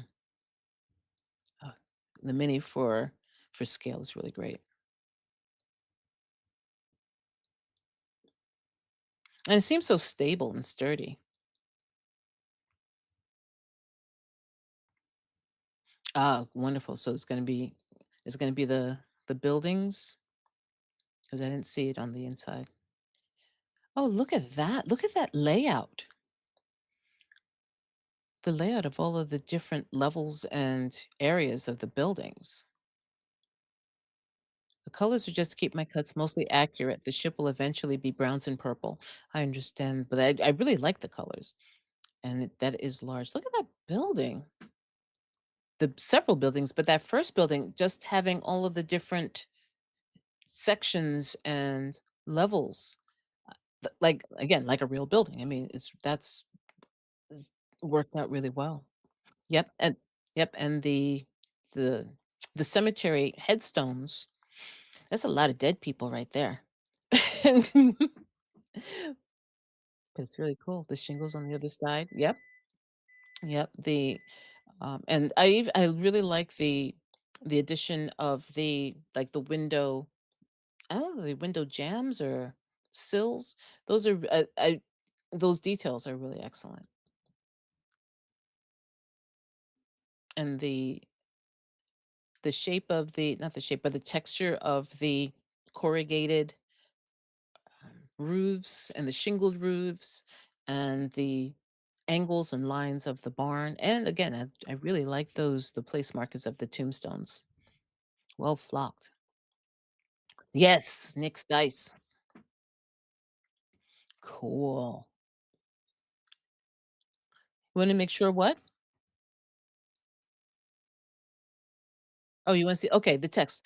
Practicing making resin dice. The first set was inspired by a beautiful book, Menagerie. Wait, of unbearable things. The black and white and red set by Erebus Mythos, a game that was just kickstarted.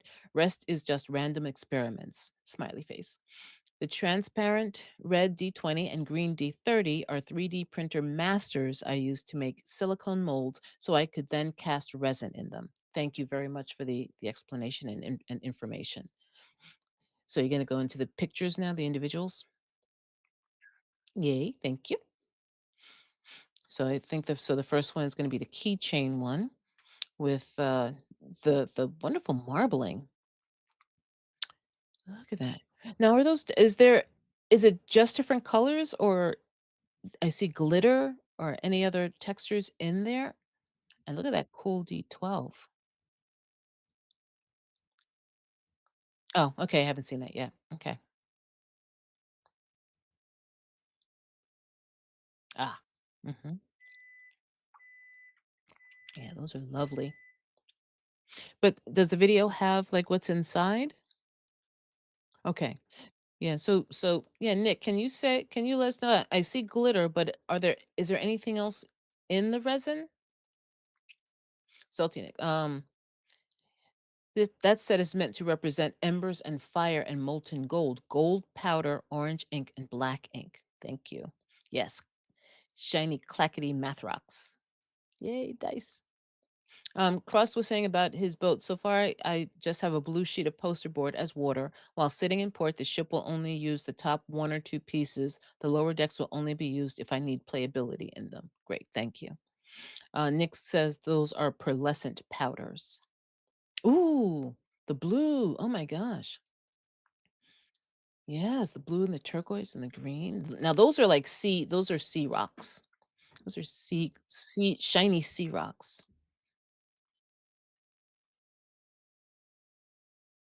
Underwater?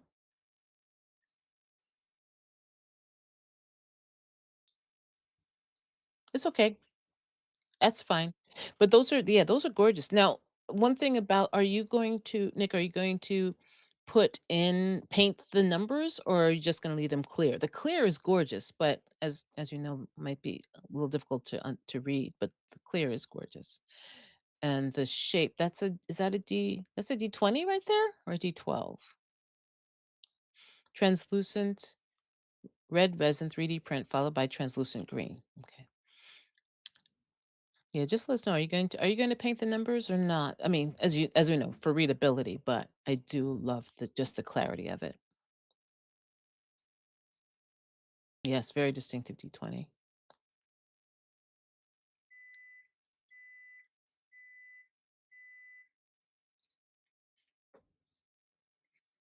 What's so Oh, he responded? Hold on. Let me get it. It's all right. That's all right.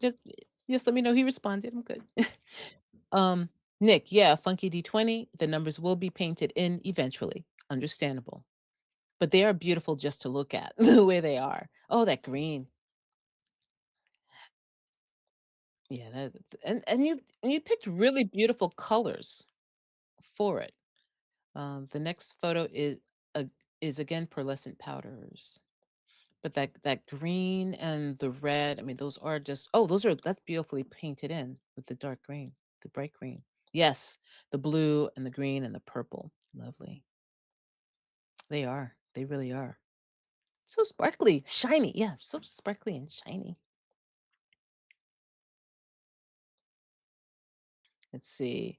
The next photo is yes, you're very welcome, Nick. Beautiful, beautiful pieces.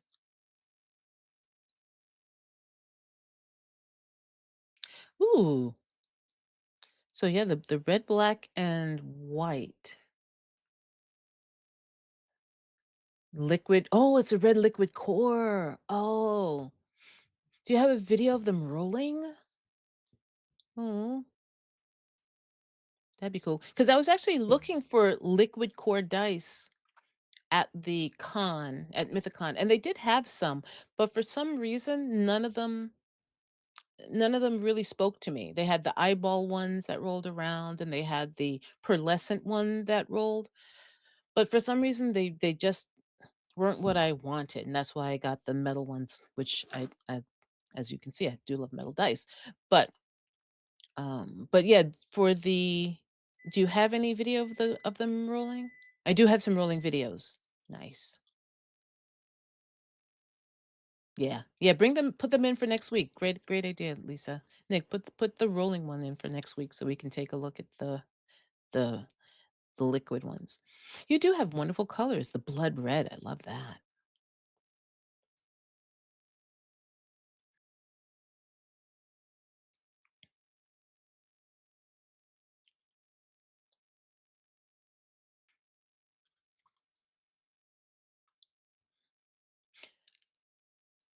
Okay, and there's the ones that he made the keychain out of. Yeah. Oh, Rick, okay. Ooh, now that's a what now is it gonna stay the purple and pink, or is there gonna be a wash or something? Because this is really interesting. The coloration is really interesting, Rick.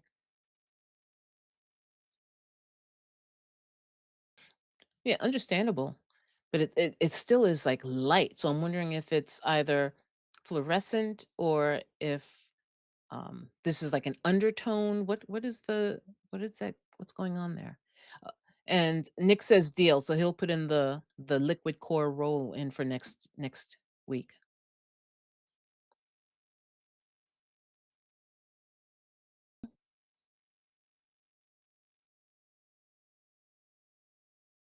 Okay. Okay. So Lisa's saying that she thinks it's underdark, and because it's been painted black. I do think it's a little bit bright for underdark. Personally, that's me. That's my brain. But she's saying that because it's inside is painted black, that it's to contrast, I'm assuming the brightness or the color, the pink and purple of the rocks, is classic underdark. It's all right. No one can hear you, Lisa.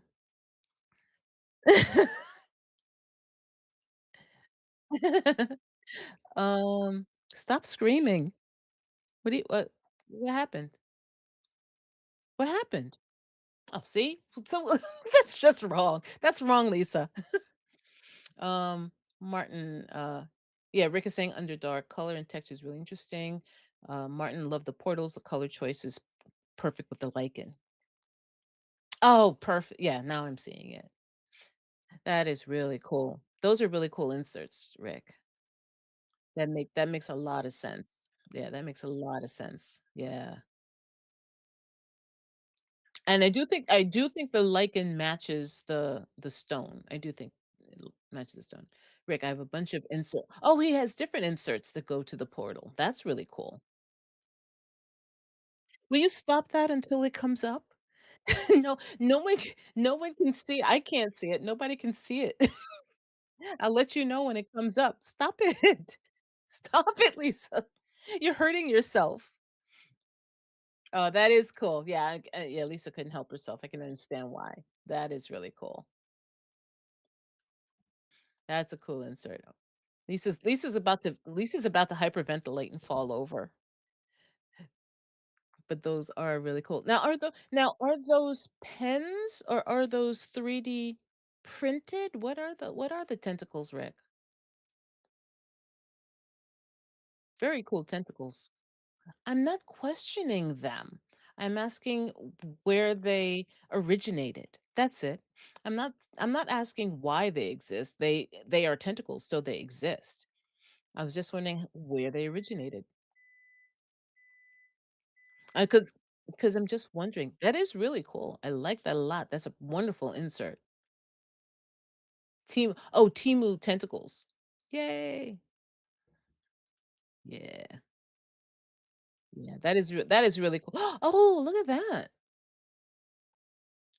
Are those so those are like blob monsters or elementals or something coming out of there and then turning into individual planter thingies. Yeah, that is fun. And yeah, and I love the insert and then you can see that it's turning into these things. These things are coming through that matches the energy. That's really cool. That's really cool. I mean, those are wonderful portals. Now that they're spilling forth. Oh, and look at the baby heads. Now that it's spilling forth, those are really cool.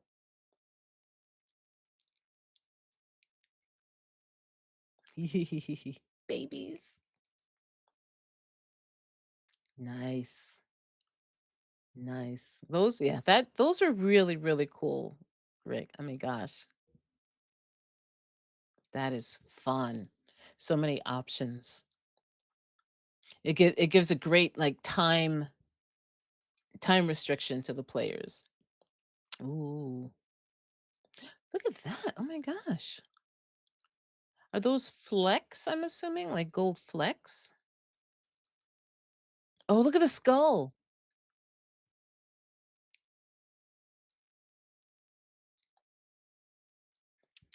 Carl. Oh, Rick, well, the Mardi Gras cake thingies, like those babies. I know Cleric's Creations used a lot of those too. The Mardi Gras cake babies. Carl makes the, oh yeah, and you have some too. I can see it's very evocative. I can see it moving in my head. Yeah, these are gorgeous. Although I guess it's larger glitter, gold glitter. Ooh, Martin. Martin. Wow. Wow, Martin. That look at all the I mean, there's so much. I mean, you've got the building, you've got the pillar, you've got the creature with the spear, you've got the root that's bursting out that people are hiding under. That is really cool. That's wonderful placement. Yeah, yeah. His I haven't seen your creatures recently, so this is really cool to see another one.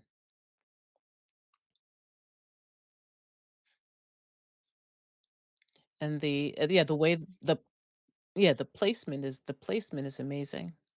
Yes, and Lisa's talking about the Lisa's asking what's coming out of its face, and it I'm assuming it's coming out of its face. Yeah, oh, Rick said for the babies, he got the inspiration for using the Mardi Gras babies from Cleric's Creations.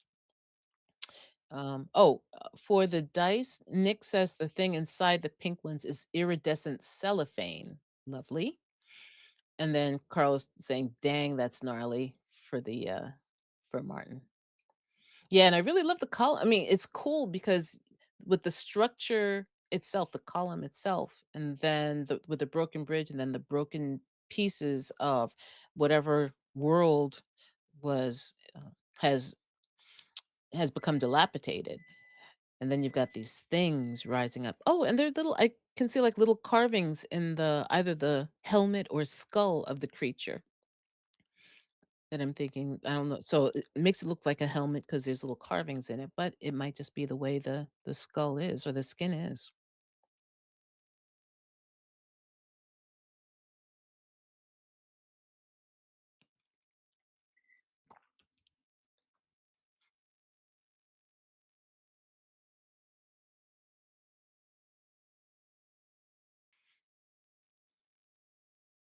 Ooh, cool. Ooh, I want to.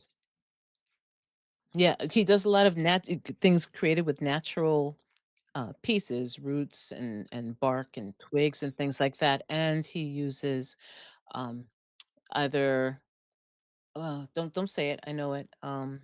Gosh, why is it not like green stuff or other kinds of um f- sculpting materials as well? But look at the textures that he has on the body and on the head which look like natural. I think that's part of the natural wood or the natural texture, or they could be beads. So there's so many possibilities. But I love how he has the twigs and the twigs roots, and then he's got sculpted the sculpted pieces, so it all looks as if co- for the cohesion of it.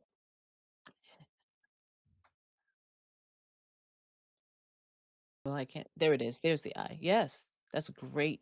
Look at that detail of the sculpting and the texturing of the neck of the green stuff, and then the way it molds into the head. It looks so natural. It all looks like it's all part of the same creature.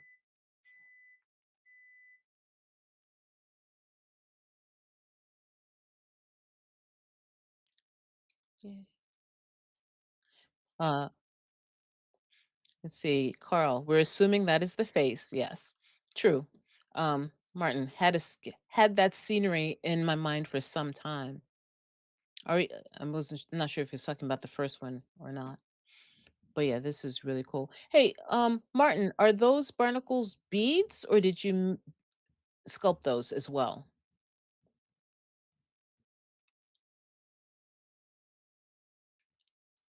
Yeah, Carl, the parts are really well integrated. Yes, they are. Definitely.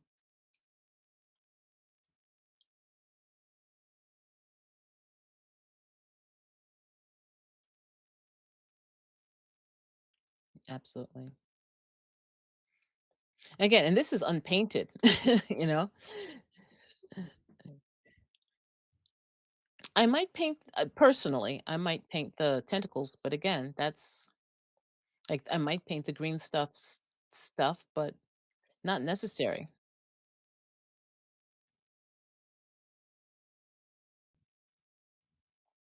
Let me say,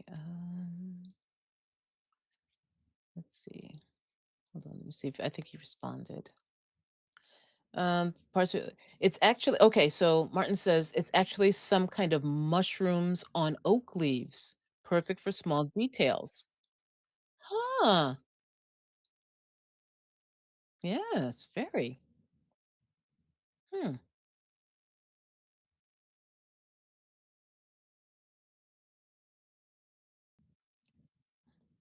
They can't hear you, Lisa. Stop hurting yourself. Stop hurting yourself. Stop hurting yourself. That's the last picture? Okay. Well, thank you all so much for joining us. Hopefully, Curl's power is back on for him, and hopefully, Lisa's voice comes back very soon. And just wanted to thank you to Bill for stopping in. Thank you for Tina for stopping in.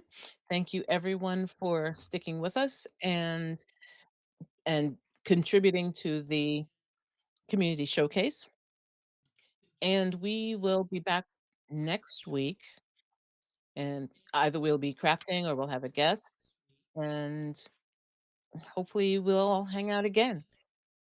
Anything from you, Lisa? No? Okay.